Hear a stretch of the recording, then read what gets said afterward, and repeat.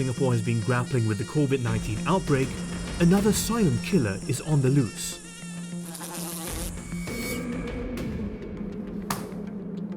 Singapore is experiencing its worst ever dengue outbreak with no end in sight.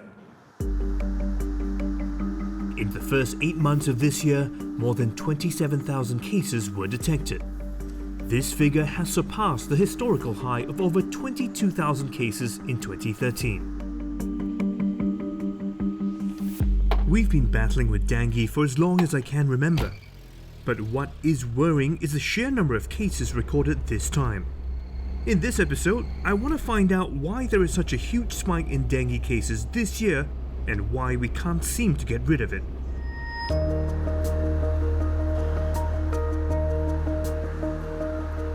I'm starting my investigation by defining the one thing that may set this year apart.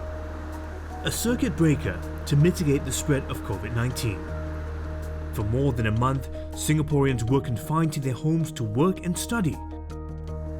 Work sites were left idle. Commercial areas were a ghost town. I wonder, could this have anything to do with the spike in cases? Well, you heard of the Ghostbusters. The Ghostbusters, they bust ghosts. Well, similarly, we bust mosquitoes to prevent mosquitoes from transmitting disease to the population. Nasir Maideen has been at the front line of our dengue fight for the past 26 years. So we've also seen a huge increase in the number of cases this year. Why did that happen? If you notice, circuit breaker, everybody's at home. Yeah. So it provides ample opportunity for the mosquito to have blood meal, and the increased blood meal resulted in increased laying of eggs and increased number of mosquitoes. Oh, so because most of us are at home, probably wearing shorts as well, how many more instances of breeding have been discovered? Well, actually, during the circuit breaker period, when our officers inspected, we actually found a 5-fold increase in the number of mosquito breeding than the previous 2 months period. The other thing that I want to share is actually the different serotype, the dengue 3 serotype. This is the dengue serotype that we haven't had an outbreak of the dengue 3 serotype in the last 3 decades. So at the start of this year, we've seen that the number of dengue 3 cases has increased to about 300 to 400 per week. There are 4 dengue serotypes: Den V1, 2, 3 and 4. All 4 serotypes are present in Singapore. Since 2016, Den V1 and 2 have been the more active serotypes, accounting for most infections. Since the start of the year, Den V3 became the dominant serotype, responsible for almost half of dengue infections in Singapore. If I contract dengue and recover, I will be immune against the serotype that I was infected with. However, I could still be at risk of contracting dengue caused by another serotype. That's according to Professor Wee Eng Yong. He's dedicated his career to investigating how dengue affects our bodies. You will be immune to the type of dengue that you've had, but because there are 4 different types, you can still get infection with any of the other 3 viruses. Unless I get hit by all 4 types and recover from them, then... Absolutely. Oh, wow, That's okay. right. So let's say I recover from dengue, but I get bitten again. Is it going to be worse the second time around? So the risk of getting severe disease is higher in the second infection than the first. The reason for that is because your immune reaction to the first infection actually enhances the infection with the second infection. It's like the immune system is giving the virus a second door to get into the cells where it needs to infect and replicate. And then when it does that, then more viruses get in, there's more viruses to spread in the body, and then therefore the risk of severe disease increases with the second infection compared to the first. Getting dengue once is bad enough, but if you're reinfected, symptoms can be even worse. How bad can an infection get? I'm about to find out. I was rendered motionless in the hospital for like the first 5 days. I was losing a lot of blood.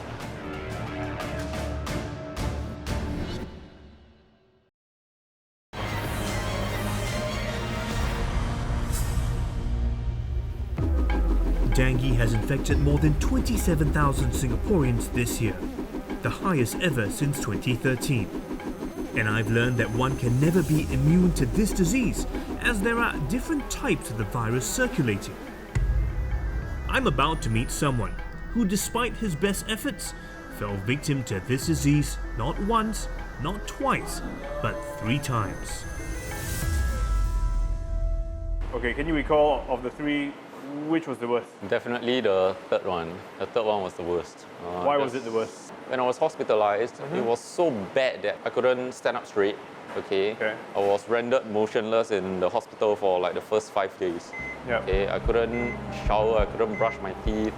I had a urinal back there because I couldn't stand up, I couldn't do anything. Then the fever shot up to beyond 40 degrees. I was shown the temperature and all. And I was like, okay, we need to get something to cool you down, okay? And you're losing a lot of blood. How long were you in the hospital for? The third time I was there for 8 days. I realized after the third strain, after I got discharged, my memory seems to have like degraded. I didn't have had this problem beforehand. You feel like, you know, it's much harder to recall things. Definitely. Yeah. Dengue can be deadly. Most people recover within a week or so, but in some cases, symptoms worsen. Blood vessels become damaged and leaky, and the number of clot-forming cells or platelets in your bloodstream drops. This can cause a severe form of fever called dengue hemorrhagic fever, and eventually dengue shock syndrome, which causes severe bleeding in the internal organs, leading to organ failure. As of 21st August this year, dengue has claimed 20 lives in Singapore, compared to the same number for the whole of last year. With so much at stake, how is it we can't seem to get rid of this disease? Now, you've probably walked past one of these posters before. This campaign to stop dengue has been around since 2013, and its goal to prevent mosquito breeding with its 5-step mozzie wipeout method. Yet the authorities are still observing a steep rise in the number of breeding spots this year. So why is it so hard to stop these mosquitoes from breeding? I'm at Lengkok Bahru. This area in the southern part of Singapore has been designated a red zone. That means there are more than 10 cases of dengue infections recorded here over a span of 14 days, and it's considered a high-risk area. I'm meeting vector control expert Nasir again, and today he's taking me on a hunt for breeding sites. So I'm ready to join you on your inspection. How does it work? Good. So now what we're going to do is first we're going to check the ground area. Okay. We'll see what are the places where there's only possibility of mosquito breeding habitat and any mosquito breeding. See, like for example, they're checking now in this flower bed for litter thrown inside. So I guess anything that might collect water. Okay, the rule of the thumb that I always tell my guys is that any place that can hold water, you have to check. Let's go to the car park and see some of the potential breeding habitats. In the car park? Okay. The tree. Oh, look at that. I see. Wow. The tree hole. That is quite a lot of water. That's right. So this pool of water, if it's left untreated, can be a potential breeding habitat for mosquitoes. I see. And what is he doing now? Okay, right now he's checking whether there's any mosquito larvae in there. So he's taking a closer look. Right, okay. If there is no mosquito larva, but because it's a potential breeding habitat, what they'll do is they'll actually pour in granular insecticide to treat it. Basically, it releases a small amount of insecticide and treat the water so that mosquito won't breed.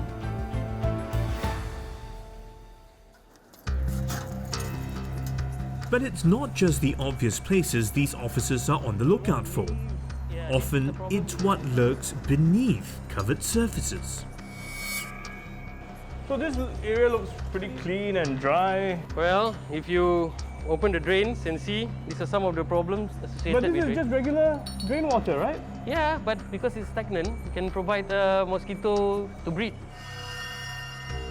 Okay, so right now they're actually taking samples because one glance they didn't see any mosquito breeding. Just to be certain, they take a few samples from a few sites to see. Once they are certain that there's no mosquito breeding inside, they have to ensure that they treat the drain. But I have to ask you, because at this rate, it seems like almost anywhere and everywhere is a possible breeding site for mosquitoes. That's right. There's just one more place Nasir wants to show me. And it turns out it could be the biggest culprit for breeding sites. Nasir hands me over to his colleague Vijay Yorani, who handles home inspections. Hey, hi ma'am. Okay, Steve, come, let's have a look at these plants. Do you see any larvae here? I don't think so. I don't also. That means it's okay. good. Yes, it's okay. Okay.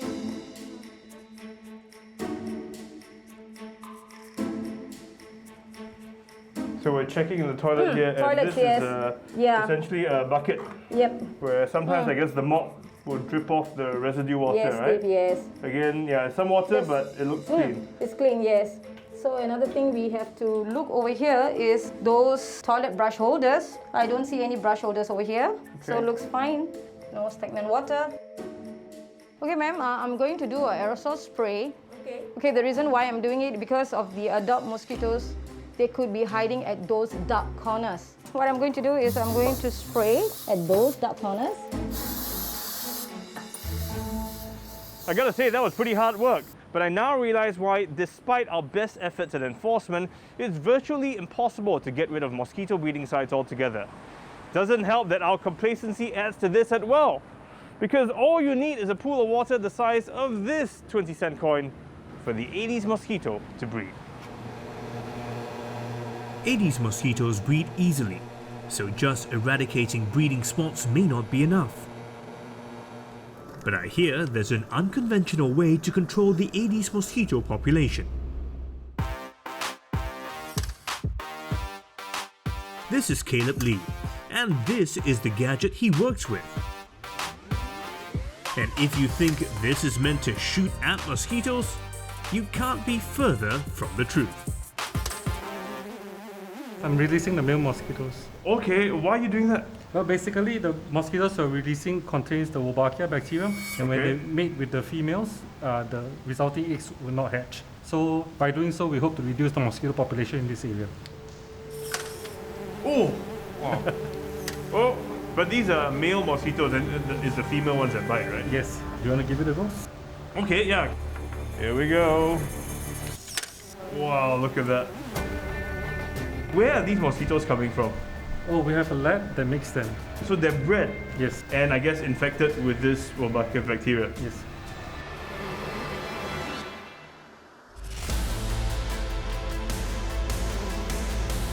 So this is where Caleb gets his ammunition from. A whole factory dedicated to produce teeny tiny mosquitoes. This is all part of Project Wolbachia. Male mosquitoes infected with the Wolbachia bacteria are released to mate with wild females. The plan is simple. Once infected, the female's eggs cannot hatch, spelling an end to the population of Aedes mosquitoes. Leading the charge is Dr. Ng Lee Ching. Wow, what's happening in here? Mosquitoes, plenty of mosquitoes in here. So this is what we call the stock colony that's responsible for producing all the eggs that we need for Project Wolbachia. So this whole facility here is where you breed the male mosquitoes? Yes, that's right. The Aedes aegypti here already carry Wolbachia, so we just have to breed them in large numbers, Right. and then you'll see how we process them and only select the males, sort out and get the males out to be released. This is the hatching room. Rows and rows of trays with water, which contain Aedes mosquito eggs which will eventually hatch. So I understand this project's been around for a few years. Yes, since 2016. Yeah. What have the results been like so far? Have you seen significant improvements or reduction in the number of mosquitoes in certain areas? The results have been very promising in the field, in the sites where we have released in Tampines and in Yishun since 2016. Places with high Aedes aegypti mosquito population initially, we've seen a 90% reduction in the Aedes aegypti mosquito population. And in areas where we have released for a longer period, like more than a year, we have seen a sustained low mosquito population for more than a year. So if this has been so effective, why not do it nationwide for the whole of Singapore? Unfortunately, it's not a turnkey technology. This is so advanced. You can't just go and buy kits and gadgets to start producing loads of it and release lots of it. You're saying, is it because we can't breed enough mosquitoes to cover the entire country? That's one reason we don't have enough mosquitoes. Yeah. But secondly, it's also because the technology is very new. We need to assess the technology. And that's why it's still in the research phase. Is it possible there will come a day where we can eradicate mosquitoes altogether? We think that we can reduce, but it will be very difficult to eradicate completely.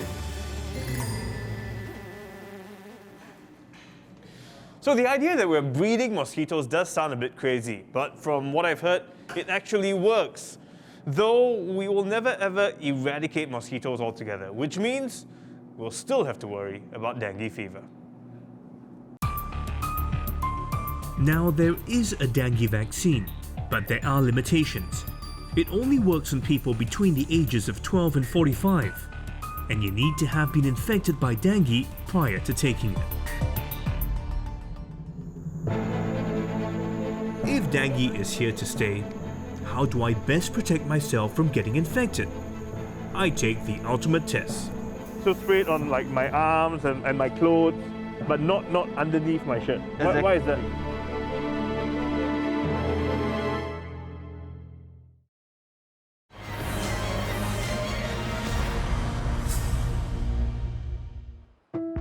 I'm on my way to meet someone who may be the only person I know who doesn't think of mosquitoes as pests, but as a tool to help track where they may be thriving.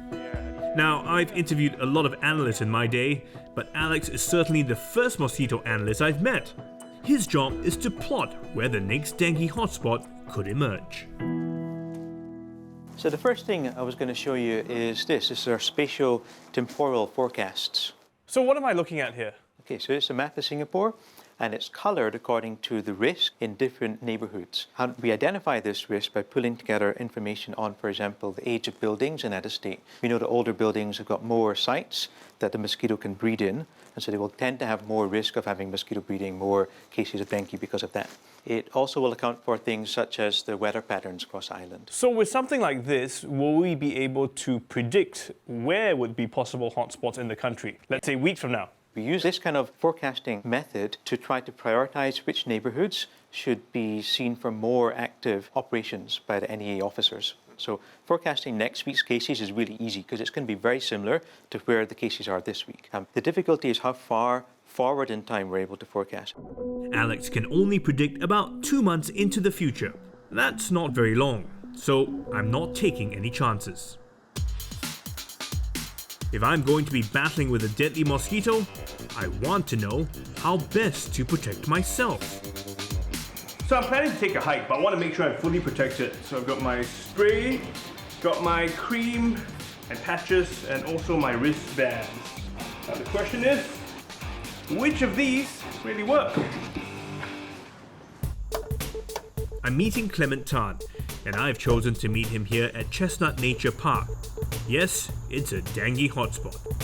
Because the best way to find out which product can best protect me from mosquitoes is to, well, test it out for myself.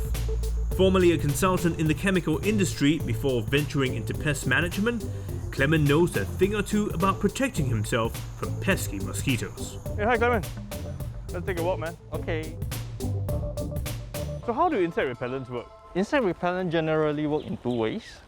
One of them is by blocking the smell of the body.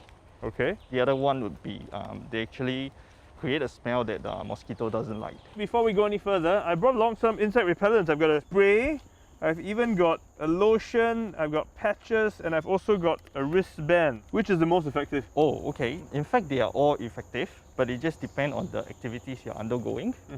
Like examples, like we are taking a stroll in this park itself, a spray form would be sufficient enough. Is any one of these stronger than the other? I mean, is the spray, for example, it's got DEET, although these patches say they're DEET free. Does that mean this is more powerful, more effective? Firstly, when we talk about DEET itself has been long proven to be very effective as a repellent, especially Aedes mosquito. In this case-wise, they can sort of say it is more effective than the rest. So let's say I'm here, we're going for a walk. If I know I'll be here maybe for just 1 or 2 hours, something with what, 10%, 20% DEET is enough? Yes, it's more than enough. Usually at 30% it could last you like 4 hours. So probably at 20-25% it could last you 2 hours. Okay. And what about compared to, like this, I've got this wristband, I've got these patches. We know patches, often a lot of kids use them. How effective are they? This one's a citronella smell. Wristband actually is more suitable for people with long sleeve. The wristband itself is actually a slow release active ingredient, so kind of slow release smell. How do these patches work? Is the smell keeping the mosquitoes away? It probably does. Yep. For patches wise, it would be much more wisely to be used as if you're like on this hiking or something like that, outdoor activities. You can just wear them because it could last longer. Oh, the patches will last longer. Yeah, but the coverage area is probably slightly smaller compared to a spray type. So if I have it here on my arm, I mean generally the coverage is where? Probably this area. Just there only? Yes, yes. Which means I need to be like patched all over if I really want coverage, right? Precisely, because of the slow release mechanism. Okay, and lastly, I've got a lotion. This is the stuff that we used to use in the army. How effective are lotions? Lotions are very effective because the lotion itself has fixative ingredients which actually prolong the evaporation rate. So actually it causes the concentration to at an optimal level. It can last longer. So I guess maybe for people out there with young children, if they're just going to the neighborhood park, these patches are good enough? It depends on the coverage area. I mean, for small children probably is enough because the coverage area is not so big. But then ideally a spray type would be sufficient. As and when if you think that you're getting some irritant from mosquito, then you start to reapply again. I now know why it's almost impossible to get rid of dengue, but we can bring down infection rates if we all do our part. Make sure our homes are free of breeding sites because, as I've discovered, our homes are the #1 breeding hotspot. And when I'm out, got to make sure I protect myself as well. Look for insect repellent with at least 10% DEET. And if you have kids, you probably want to add a few patches and some spray as well.